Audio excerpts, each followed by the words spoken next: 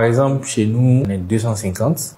Moyenne d'âge, c'est 26 ans. 52% de femmes. Donc, j'ai énormément de femmes qui sont à cet âge de procréer. Sur les centaines de femmes là, en général, à tout casser, c'est 2 ou 3 femmes qui sont enceintes en même temps. Donc, cette probabilité là que toute entreprise tombe, je pense ça n'arrive pas très souvent. Ça peut arriver, oui, mais ça n'arrive pas très souvent. Mais tout part aussi d'une sorte de planification. J'ai vu un post très intéressant sur Facebook lors du débat, c'est que ça disait que si parce qu'une femme part, ton entreprise tombe, c'est que tu n'es pas en train de faire ton travail en tant que chef d'entreprise. Voilà. Donc, c'est vraiment se préparer à cette éventualité-là, mettre en place des plans de transition. On peut même aller un peu plus loin et puis, même si on n'applique pas les 6 mois, on peut laisser par exemple 3 mois de télétravail après l'accouchement. C'est une éventualité. Former, préparer ces femmes-là à travailler en télétravail parce que tout le monde ne sait pas travailler en télétravail par exemple.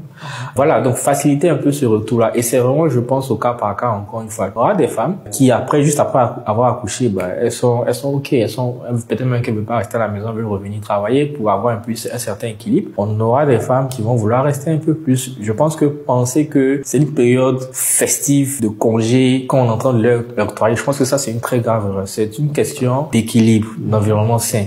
Et encore une fois, on peut le faire cas par cas. C'est-à-dire que parmi les 4 femmes que tu as citées, est-ce qu'il y en a qui veulent rester plus de 3 mois, plus de 6 mois? Voilà, c'est vraiment des discussions. Et je pense que rarement on est dans des situations où on a toutes les femmes de l'entreprise qui tombent enceintes et puis voilà, ça fait tomber l'entreprise. Je pense pas que ce soit une éventualité. Non, pas du tout, parce que déjà, les congés de maternité sont des droits qui sont protégés. Si je reviens et que mon employeur trouve par exemple que la personne qui a assuré mon intérim est beaucoup plus productive et qui décide de me licencier juste parce que je pars en congé de maternité, la loi me protège. C'est un licenciement abusif. Peut-être qu'il va utiliser une autre forme et dire que peut-être il veut me muter ailleurs, voilà, mais dire clairement à une employée que voilà, tu es parti en congé de maternité, quelqu'un est meilleur que toi, je te licencie, c'est un licenciement abusif et la loi ne permet pas cela. Donc déjà la loi nous protège, c'est important que les femmes le sachent. Déjà la loi nous protège dans ce sens-là. Donc faut pas avoir peur d'être challengé. Si quelqu'un vient qu'il est meilleur que toi, ok, tu reviens, si on te redonne ta chance, tu fais 2 fois plus. Mais il faut être fier du fait d'être parti, faut pas regretter d'être parti parce qu'on avait un enfant. Moi personnellement, j'ai aucune crainte.